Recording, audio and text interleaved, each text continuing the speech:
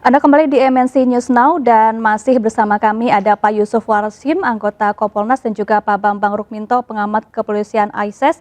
Pak Bambang, ini selain Hendra Kurniawan yang divonis 3 tahun penjara, para terdakwa kasus perintangan penyidikan lainnya mendapatkan vonis yang lebih ringan dari tuntutan jaksa. Apakah ini artinya ada fakta-fakta yang terlewatkan oleh jaksa yang tidak mampu dibuktikan di persidangan sehingga kemudian hakim menjatuhi hukuman yang lebih ringan dari tuntutan jaksa? Ya, dugaan saya memang seperti itu ya, karena terkait dengan bukti-bukti CCTV misalnya, rekaman CCTV misalnya, tanpa ada peran mereka tentunya kasus ini juga tidak terbongkar. Karena mereka sudah melakukan rekaman, mengcopy seperti itu, yang kemudian memang ada perusakan, tetapi ada copy di situ. Tentunya ini juga menjadi pertimbangan sehingga hakim juga memberikan poin positif ya bagi mereka seperti itu. Selain itu juga tentunya juga akan melihat bagaimana salah satu misalnya kayak seperti AKP Irfan Widianto sebagai seorang Adi Makayasa memiliki prestasi yang bagus dan selama ini tidak memiliki cacat dalam kinerja seperti itu. Tentunya hal-hal seperti itu menjadi pertimbangan seperti itu. Tapi saya lebih menyoroti bahwa kasus obstruction of justice ini tentunya berbeda sekali dengan kasus pidana utamanya, yakni penembakan Brigadir Joshua yang dilakukan oleh Eliezer dan Verdi Sambo seperti itu. Makanya kalau kemudian mereka ini divonis pidana, tentunya apalagi yang sudah mendapatkan hukuman 3 tahun seperti Hendra Kurniawan misalnya seperti itu, tentunya merasa tidak adil, apalagi dalam sidang etik beberapa diantaranya sudah direkomendasikan untuk di PTDH, meskipun sampai sekarang saya belum melihat apakah surat keputusan PTDH itu sudah ditandatangani oleh Presiden atau belum gitu. Artinya ada peluang mereka mengajukan banding, atau kalau sudah SK PTDH itu sudah diterbitkan, mereka memiliki peluang untuk melakukan gugatan di PT UN karena sidang kode etik itu dilakukan sebelum sidang pidana, yang artinya mereka masih tanda tanya keputusan apa yang diberikan dalam sidang pidana gitu. Selama ini selain Irfan Widianto, 5 diantaranya sudah diputus PTDH, makanya ini yang peluang untuk mereka melakukan banding atau PT UN kalau SK-nya sudah diterbitkan oleh Presiden seperti itu.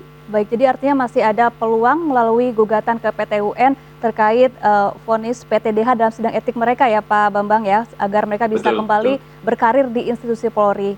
Kemudian Pak Yusuf, ini beberapa terdakwa dalam kasus ini merasa tidak adil begitu jika disandingkan terhadap hukuman yang dijatuhkan kepada Eliezer, yakni hanya 1,5 tahun penjara, meskipun Eliezer menyandang status JC, namun tidak dipungkiri bahwa Eliezer merupakan seorang eksekutor yang membunuh Yosua hingga meninggal dunia. Bagaimana tanggapan Anda, Pak Yusuf?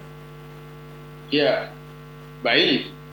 Terkait dengan soal adil ataupun tidak adil, itu sekali lagi kami sebagai Kompolnas dalam hal ini kan pengawas terhadap kinerja Polri, kaitannya dengan apa yang telah dihasilkan oleh jaksa penuntut umum baik dalam membuat dakwaan maupun tuntutan, begitu juga majelis hakim.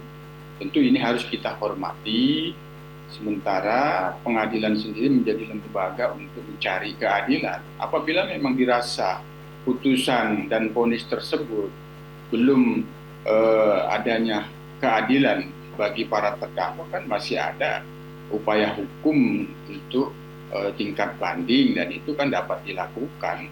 Tentu ini sekali lagi kami tidak bisa memberikan opini bahwa harus melakukan, itu adalah menjadi hak hukum bagi para terdakwa. Yang kedua, terkait dengan apa yang menjadi putusan sidang Komisi Kode Etik Profesi Polri terhadap mereka-mereka yang dalam perkara perintangan penyidikan ini tentu Kompolnas sendiri dalam hal ini telah memberikan saran dan masukan, namun bagaimana putusan Komisi Kode Etik itu kan sepenuhnya dalam kewenangan. Namun kami sendiri telah mempelajari dan membaca di antara putusan-putusan kode etik terhadap mereka yang terjerat perkara perintangan penyidikan ini, ya pertimbangan Komisi Kode Etik itu ya pertama ada tuntutan bahwa harus profesional dalam situasi apapun.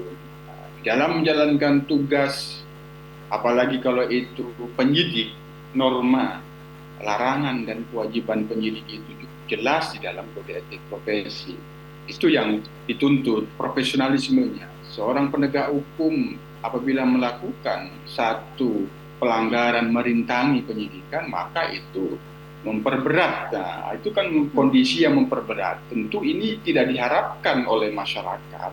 Nah, di sini pertimbangan Komisi Kode Etik kami lihat juga ingin memberikan satu rasa keadilan sosial.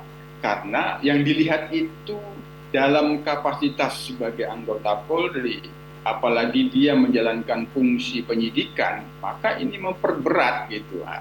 Ini tentu menjadi kewenangan bagi Komisi Kode Etik Profesi. Nah, memang kita turut prihatin terhadap apa yang dialami oleh para terdakwa ini, apalagi ada yang adi makayasa.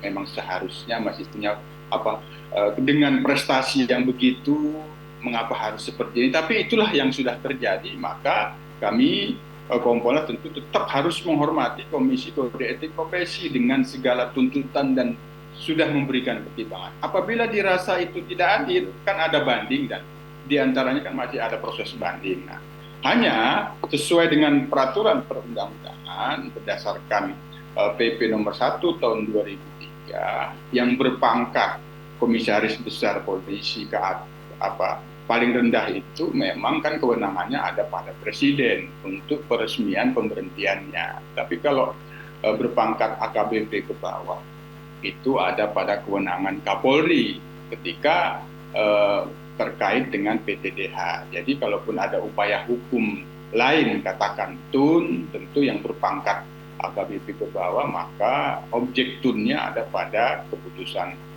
Kapolri. Tapi kalau itu berpangkat komisaris besar, tentu objek tunnya berdasarkan peraturan itu adalah Kep Presiden. Namun sekali lagi kami tidak ingin beropini dalam hal itu. Apapun yang dirasa itu tidak adil bagi para terdakwa ini, upaya hukum masih ada untuk dilakukan mereka kalau itu ingin dilakukan. Tapi sekali lagi tentu kewenangan pada hakim akan memberikan keadilan seperti apa, tentu itu harus tetap kita hormati. Itu. Baik, terima kasih Pak Yusuf Warshim, Komisioner Kompolnas, dan juga Pak Bambang Rukminto, peneliti AISES, telah bergabung bersama kami di MNC News Now.